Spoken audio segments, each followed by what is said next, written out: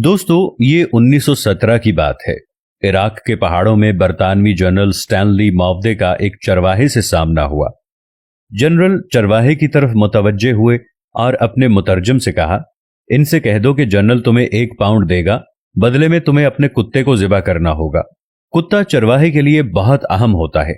ये उसकी बकरियां चराता है, दूर गए रेवड़ को वापस लाता है, दरिंदों के हमलों से रेवड़ की हिफाजत करता है। लेकिन पाउंड की मालियत तो आधा रेवड़ से भी ज्यादा बनती है। चरवाहे ने यह सोचा, उसके चेहरे पर मुस्कुराहट फैल गई। वो कुत्ता पकड़ लाया और जनरल के कदमों में ज़िबा कर दिया।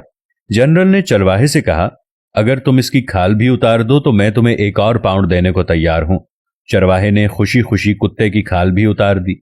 जनरल ने कहा, मैं मजीद 1 और पाउंड देने के लिए तैयार हूं, अगर तुम इसकी बोटियां भी बना दो। चरवाहे ने फौरी तौर पर यह ऑफर भी कबूल कर ली। जनरल चरवाहे को 3 पाउंड देकर चलता बना। जनरल चंद कदम आगे गया था कि उसे पीछे से चरवाहे की आवाज सुनाई दी। वो पीछे पीछे आ रहा था और कह रहा था, जनरल, अगर मैं कुत्ते का गोश्त खा लूं, आप मुझे 1 और पाउंड देंगे? जनरल ने इनकार में सर हिला दिया और बोला, मैं सिर्फ तुम्हारी नफ्सियात और औकात देखना चाहता था।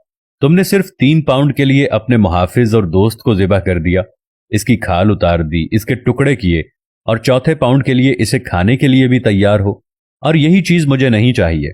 फिर जनरल अपने साथियों से मुखातिब हुआ और कहने लगा, इस कौम के लोगों की सोचें ये हैं, लिहाजा तुम्हें इनसे खौफजदा होने की जरूरत नहीं है। आज यही हाल मुस्लिम मुल्कों और मुआशरों का है। अपनी छोटी सी मसलहत और जरूरत के लिए अपनी सबसे कीमती और अहम चीज का सौदा कर देते हैं, और ये वो हथियार है जिसे हर इस्तेमार, हर काबिज, हर शातिर दुश्मन हमारे खिलाफ इस्तेमाल करता रहा है। इसी के जरिए इसने हुकूमत की है और इसी के जरिए मुल्कों को लूटा है। आज हमारे दरमियान, हमारे मुल्कों में कितने ही ऐसे चरवाहे हैं जो न सिर्फ कुत्ते का गोश्त खाने के लिए तैयार हैं, बल्कि अपने हमवतन भाइयों का गोश्त खा रहे हैं और चंद टकों के एवज अपना वतन बेच रहे हैं।